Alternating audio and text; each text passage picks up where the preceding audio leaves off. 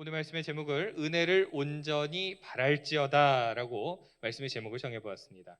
오늘 본문 베드로전서는 특별한 저작의 목적을 가지고 있습니다. 어떤 목적이 있냐면 환난과 고난과 핍박 속에서 인내하라 라는 이야기입니다. 믿음을 지켜라 라고 하는 것이 아주 핵심적인 이야기입니다. 우리가 잘 알다시피 2020년 1월에 코로나가 이 땅에 찾아왔고 햇수로 벌써 3년째입니다. 그동안 우리는 많은 변화들을 경험하고 온라인 예배가 너무나도 익숙한 시대가 되었습니다. 때로는 직장에서 교회를 가지 말아라 라고 하는 압박들을 우리가 받기도 합니다. 또는 내가 감염이 돼서 교인들에게 피해를 주지 않을까라는 마음들이 우리를 예배 자리로 나오는 것을 더욱 주저하게 만들기도 합니다. 교육부서는 떠올려 보시면 여름 성경학교를 제대로 해본 게 언제였을까? 아득하기만 합니다.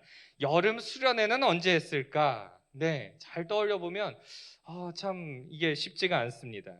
그로 인해서 예를 들면 그렇습니다. 저는 중고등부를 맡고 있으니까 중고등부 수련회 저녁 집회를 하면 하나님을 인격적으로 만나는 기회가 분명히 주어졌었을 텐데 우리 아이들이 그런 저녁 집회를 제대로 참석하지 못한 게 너무 오래된 것 같다라는 생각이 들고 정말 하나님을 직접적으로 만날 만한 기회를 상실해버린 그런 시대를 살고 있는 것 같다라는 생각을 합니다. 우리 아이들이 은혜 받을 기회를 잃어버리는 거죠. 시간이 흐르면 흐를수록 우리는 믿음이 점점 약해져 가는 모습으로 바뀌어질 그런 위험성을 안고 살아가고 있다라는 거죠. 한번 떠올려 보시겠습니까? 사랑하는 연인들이 한 달을 안 보면 어떻게 되느냐? 마음이 좀 멀어지죠. 한 달 동안 보지 않으면요. 한 1년을 안 보면 헤어지는 경우들도 참 많이 보게 됩니다. 하나님과 우리 사이도 껍데기뿐인 믿음 생활이 될 수 있다라고 하는 거죠. 껍데기뿐인 믿음 생활, 과연 건강한 모습일까요? 그렇지 않다라고 하는 거죠. 믿음을 지켜야 했던 이 베드로전서의 이 말씀과 지금 우리의 상황이 사실 얼마나 많이 닮아 있습니까? 믿음을 지키기 힘든 어려운 상황이 될 때 두 가지 종류의 사람이 있습니다. 어떤 사람이냐면 첫 번째는 고난을 당할 때 믿음을 아예 버리는 사람이 있습니다. 믿음을 아예 포기하는 사람이 있죠. 그런데 믿음을 더욱 강하게 만드는 사람도 있습니다. 여러분들에게 여쭙겠습니다. 여러분은 어느 쪽에 속하기를 원하십니까? 믿음을 포기하는 사람이 되시길 원하십니까? 아니면 믿음이 더 강해지기를 원하십니까? 아마도 더 강해지기를 원하시겠죠. 그런데 이 믿음을 지켜내는 것이 우리의 힘으로만 가능한 것이냐? 그렇지 않다라는 것입니다. 그러면 어떻게 해야 될까요? 우리만의 힘으로는 불가능하다면 어떻게 해야 되느냐? 오늘 본문 13절에서 우리가 좀 답을 찾아볼 수가 있습니다. 우리 13절 다시 한번 읽어보시겠습니다. 시작. 그러므로 너희 마음에 허리를 동이고 근신하여 예수 그리스도께서 나타나실 때에 너희에게 가져다 주실 은혜를 온전히 바랄지어다. 아멘. 여기에 말씀해 보니까 허리를 동이고 라고 쓰여 있는데 앞에 뭐의 허리요, 여러분? 마음의 허리를 동이고 라고 표현되어져 있습니다. 이 말은 어떤 의미냐면 허리띠를 졸라매라 이런 의미거든요. 이것은 긴장의 끈을 놓지 마라, 마음의 긴장을 풀지 마라 라고 하는 의미를 담고 있습니다. 우리가 어려운 일을 만날 때 쉽게 포기해버리는 일들이 많이 생기죠. 에이, 잠깐 안 하면 되지. 그런데 다시 돌아오기가 쉽지 않은 경우들을 우리가 너무나도 많이 만나보게 됩니다. 믿음이라는 것을 떠올려 보면 더더욱 그런 것 같습니다.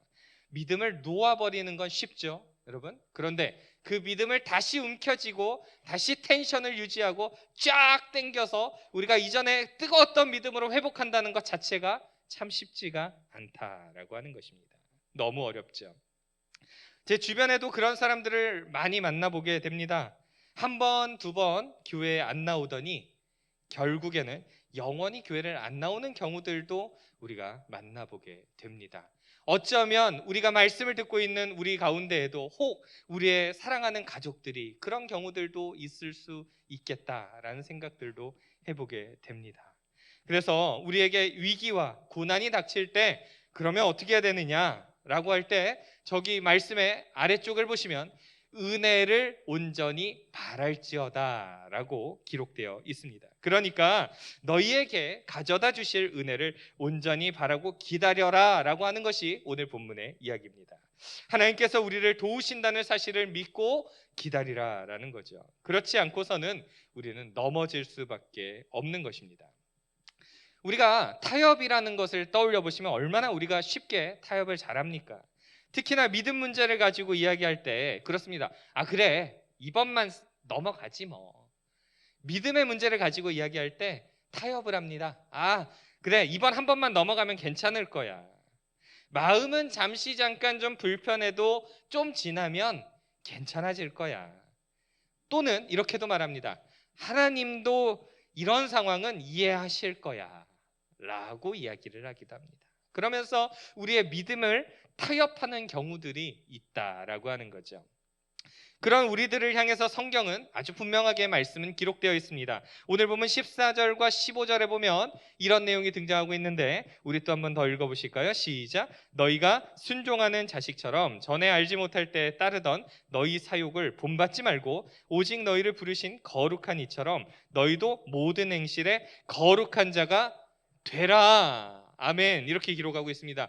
저는 저 말씀을 쭉 묵상을 하면서 어느 하나 이렇게 빼고 볼 만한 말씀이 아니더라고요. 그러니까 하나하나를 살펴보면 너무나도 우리에게 도전을 주는 그런 말씀이다라고 하는 것입니다.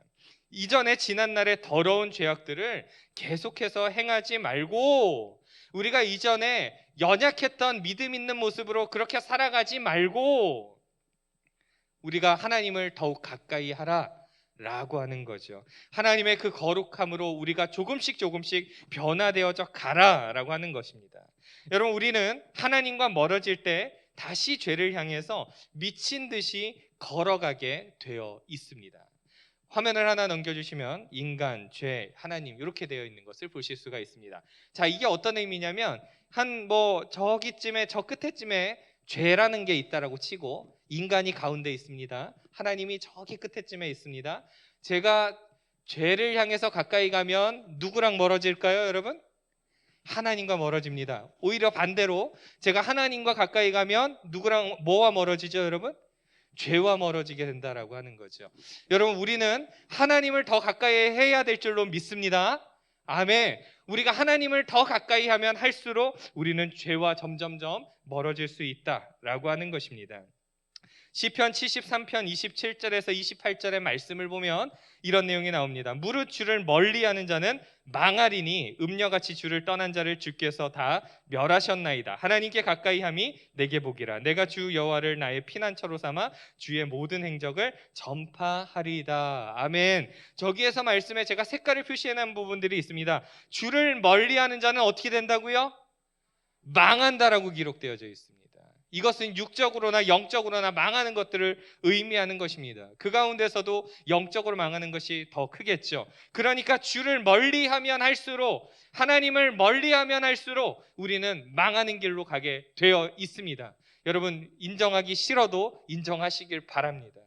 여러분, 그렇습니다. 그러나 우리가 주를 더욱더 가까이 하면 할수록 우리에게 뭐라고요? 한 글자요? 네, 고맙습니다. 네, 제 딸이라서 그런지 몰라도. 네, 감사합니다. 복이라라고 기록하고 있습니다. 맞습니다. 우리가 여호와 하나님을 가까이 하면 할수록 그것이 복이다라고 하는 거죠. 이 복이라고 하는 것이 우리의 육체의 복뿐만 아니라 우리의 영적인 복을 다 포함하는 것입니다. 그래서 우리가 하나님만큼 거룩하기를 애써야 한다, 수고해야 한다라고 하는 거죠. 그래서 모든 행실에 거룩한 자가 되라, 이렇게 말씀하고 있습니다. 그러나 이것이 결코 쉬운 일은 아닙니다. 그러나 우리가 포기하지 말고 우리가 어떻게 하면 예수님처럼 또 하나님처럼 거룩해질 수 있을까 애를 써야 되는 거죠. 여러분, 16절, 오늘 보면 16절에 보면 이런 말씀이 기록되어져 있습니다. 이 말씀도 같이 한번 읽어보실까요? 시작. 기록되었을 때 내가 거룩하니 너희도 거룩할지어다 하셨느니라. 아멘. 내가 거룩하니 누구를 말씀하고 있죠? 여호와 하나님을 말씀하고 있죠. 하나님이 거룩하시니 하나님의 자녀된 우리도 어떻게 하라고요? 거룩을 요구하시는 겁니다. 하나님의 자녀라면 당연히 거룩한 삶을 살아야 하는 것이죠. 이것을 열매라고 말합니다. 가끔 제가 이렇게 전도를 하다 보면 이런저런 사람들을 많이 만나보게 되는데, 이런 분들 가운데 제가 옛날에 집사를 했던 적이 있습니다 라고 말하시는 분들도 있고, 어떤 분들은 내가 예전에 안수 집사였습니다 라고 말씀하시는 분들도 있고, 제가 예전에는 여전도회 회장도 했고요, 예전에 중고등부 학생회장도 했고요, 그때는 제가 믿음이 좋았어요 라고 말을 합니다. 그때는 믿음이 좋았어요. 이 말을 좀 기억해 주세요. 그런데 이 사람이 그럽니다. 제가요, 이런저런 고난을 당하고 만나고 나서 사람한테 시험 들고 상처받아서 여러 가지 교회가 마음에 들지 않아서 혹은 목사님이 마음에 들지 않아서 여러 가지 이유를 대고, 그래서 지금은 교회를 안 나가요 라고 말을 하는 경우들을 보게 됩니다. 여러분, 이 사람이 아까 뭐라 그랬냐면, 제가 예전에는 믿음이 좋았어요 라고 말을 했는데, 진짜 믿음이 좋았을까요, 여러분? 좋았을 거라고 생각되시나요? 믿음이 정말 좋았다고 하면 하나님을 떠날 수 있을까요, 여러분? 그럴 수 없다라고 하는 겁니다. 믿음이 좋은 척은 했겠지만 믿음이 좋았던 것은 아니다라고 하는 거죠.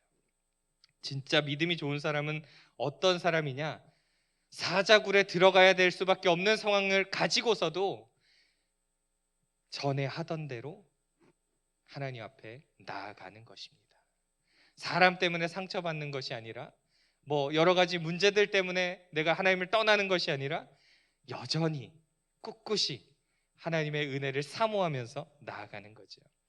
진짜 믿음이 좋은 사람은 그런 고난을 만날 때 고난을 이겨내는 것입니다. 거룩한 삶을 살도록 수고하고 애를 쓰는 거죠. 하나님의 거룩함을 닮아서 나도 거룩해지려고 애를 쓰는 것입니다. 왜냐하면 오늘 보면 17절에 이런 말씀이 기록되어져 있습니다. 같이 또 읽어보실까요? 시작.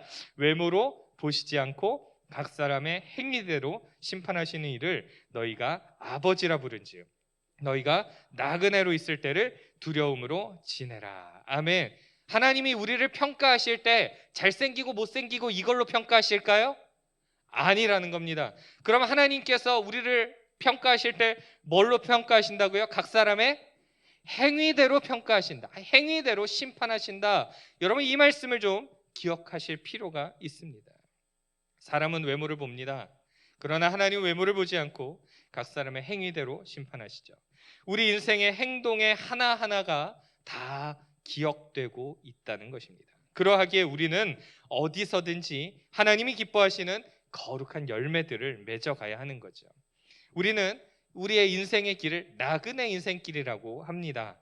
언젠가는 종착점이 있는 거죠. 그때 하나님 앞에 서서 우리는 우리의 모든 행위를 판단받게 될 것입니다.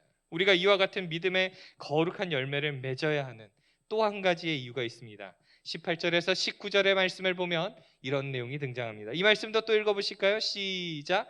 너희가 알거니와 너희 조상이 물려준 헛된 행실에서 대속함을 받은 것은 은이나 금같이 없어질 것으로 된 것이 아니요 오직 흠없고 점없는 어린 양 같은 그리스도의 보배로운 피로 된 것이니라. 아멘. 우리의 모든 죄악들을 용서받을 수 있는 것은 은으로 된다고 했나요, 여러분? 아니죠. 금이면 될까요? 아니죠. 어떤 수고와 노력을 기울인다고 죄가 씻어지는 것이 아닙니다. 우리가 죄를 씻을 수 있는 유일한 방법은 예수 그리스도의 보배로운 피로만 씻을 수 있음을 믿으시기를 바랍니다. 그런 은혜를 누리며 우리는 하나님의 자녀가 된 것입니다. 그런 우리가 믿음을 포기한다고요? 그럴 수 없다라고 하는 거죠. 그런 우리를 20절을 보면 창세전에 이미 예정하시고 우리를 하나님의 자녀로 삼아 주신 것이 큰 은혜라는 것입니다. 아무것도 아닌 나를 하나님의 자녀로 삼아 주신 거죠. 그리고 우리가 어떤 소망을 가져야 되느냐, 21절의 말씀을 보면 이렇게 기록하고 있습니다. 너희는 그를 죽은 자 가운데서 살리시고 영광을 주신 하나님을 그리스도로 말미암아 믿는 자니 너희 믿음과 소망이 하나님께 있게 하셨느니라 라고 기록합니다. 우리가 하나님과 연결될 수 있는 이유는, 즉 하나님의 은혜를 입을 수 있는 이유는 예수님 때문이다 라고 하는 거죠. 예수님의 십자가로 인해서 우리가 하나님과 연결된 것입니다. 그 은혜로 인해서 우리는 무엇들을 하나님 앞에 두느냐? 믿음과 소망을 하나님께 두었다는 것입니다. 세상 사람들은 자기 자신을 믿으면서 불완전하게 살아갑니다. 세상 사람들이 누구를 의지한다고요? 자기 자신을 믿습니다. 그러면서 아주 불완전하게 살아가죠. 그러나 우리는 하나님 앞에 소망을 둡니다. 그러면 실패하지 않습니다. 여러분, 하나님 앞에 소망을 두면 실패하지 않는다는 사실 믿으시기를 바랍니다. 혹시 흔들릴지라도 우리는 다시 일어날 수 있게 되는 것입니다. 우리가 이렇게 구원을 얻는 조건은 무엇일까요? 23절에 보면 너희가 거듭난 것은 썩어질 씨로 된 것이 아니요 썩지 아니할 씨로 된 것이니 살아있고 항상 있는 하나님의 말씀으로 되었느니라 라고 기록하고 있습니다. 우리가 구원받는 것은 세상에 있는 유한한 것으로 된 것이 아니다라고 하는 거죠. 세상에 있는 그 어떤 수단과 방법을 동원해도 구원받을 수 없다라고 하는 것입니다. 죄를 씻을 수 없다라는 거죠. 그러나 살아있고 항상 있는 하나님의 말씀으로 우리는 가능해진다라고 하는 거죠. 그 하나님의 말씀이 우리를 구원에 이르게 하는 것입니다. 그래서 24절에서 25절의 말씀을 보면 결론이 있습니다. 그러므로 모든 육체는 풀과 같고 모든 영광은 풀의 꽃과 같으니 풀은 마르고 꽃은 떨어지되 오직 주의 말씀은 세세토록 있도다 하였으니 너희에게 전한 복음이 곧 이 말씀이니라. 아멘. 이렇게 기록합니다. 모든 육체가 풀과 같다라고 하는 것의 의미를 한번 좀 떠올려 보시겠습니까? 풀을 뽑으면 잠시 뒤에 시들어서 말라 죽어 버립니다. 인간이 아무리 부귀영화와 영광을 누려도 풀과 같고 또 꽃과 같습니다. 그래서 우리의 인간이 영원히 이렇게 육체를 가지고 영원히 사는 것이 아니라 우리는 이 세상을 나그네같이 살면서 잠깐 뒤면 우리는 이 세상을 떠나게 됩니다. 그러나 오직 하나님의 말씀은 영원히 있다라고 기록합니다. 베드로가 전한 말씀이 이것이라는 사실이죠. 사랑하는 여러분, 이 코로나 시대를 살아가면서 하나님은 우리에게 무엇을 계속해서 요구하시느냐? 믿음을 요구하십니다. 오늘 말씀의 핵심을 말씀드리자면 하나님은 계속해서 우리에게 믿음이 연약해지지 말라고 요구하고 계십니다. 우리의 믿음이 연약해져가는 이 시대에 계속해서 말씀하시는 거죠. 세상의 것은 잠깐 뒤면 사라지지만 천국은 영원하기 때문입니다. 오늘 제가 준비한 마지막 말씀 한 구절을 보면서 이제 말씀을 좀 정리하려고 합니다. 마태복음 10장 22절의 말씀인데 여러분 이 말씀을 한번 마음에 새겨보시면서 같이 한번 읽어보시면 좋겠습니다. 시작. 또 너희가 내 이름으로 말미암아 모든 사람에게 미움을 받을 것이나 끝까지 견디는 자는 구원을 한 번 더 읽으실까요? 시작. 또 너희가 내 이름으로 말미암아 모든 사람에게 미움을 받을 것이나 끝까지 견디는 자는 구원을 얻으리라. 할렐루야. 여러분 이 말씀을 바라보시면서 용기를 얻으시기를 바랍니다. 너희가 내 이름으로 말미암아 모든 사람에게 미움을 받을 것이다 라고 말씀합니다. 예수님을 믿는 것 때문에 모든 사람들에게 미움받는 것이 당연하죠. 왜 그렇습니까? 세상은 마귀에게 속했고 우리는 하나님에게 속해 있기 때문입니다. 그런 고통의 시간들이 찾아오고 우리의 예배를 방해하고 우리를 흔든다고 할지라도 우리의 믿음을 흔드는 여러 가지 일들이 우리 가운데 찾아온다라고 할지라도 예배를 사수하다가 모든 사람에게 미움을 받을지라도 그러나 끝까지 견디는 자는 구원을 얻으리라. 이 말씀을 여러분 기억하셔야 됩니다. 믿음을 지키기 위해서 죽을 힘을 다해서 버티는 거죠.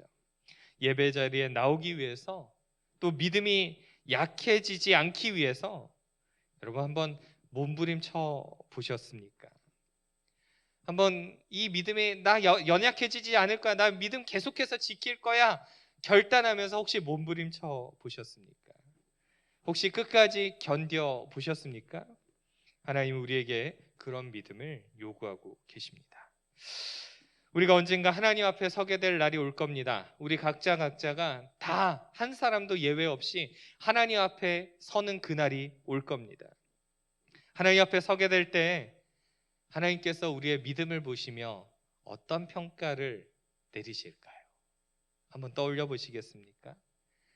우리가 하나님 앞에 서게 될 때 몸부림치며 신앙을 지켰던 사람들은 칭찬을 받으면서 면류관을 받을 것입니다. 그런 기쁨의 면류관, 여러분들도 좀 기대해 보지 않으시겠습니까? 하나님 앞에 한번 뜨겁게 믿음의 몸부림을 한번 쳐보지 않으시겠습니까, 여러분? 이 땅에서의 믿음을 지켜내며 어떻게 하면 더 뜨겁게 믿음 생활 해볼까? 이 고민을 하시면서 그렇게 믿음의 몸부림을 칠 수 있는 저와 여러분 모두가 되어지기를 간절히 소망합니다. 기도하겠습니다.